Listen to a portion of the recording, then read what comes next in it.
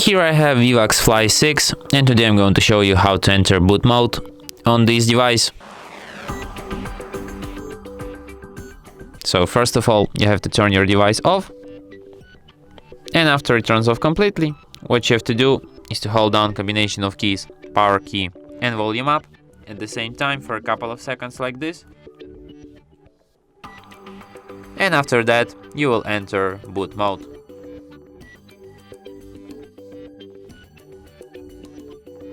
Just like this.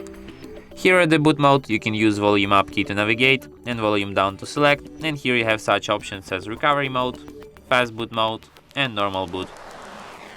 If you want to exit this mode, just select the last option, normal boot, and after that your device will be restarted as usual.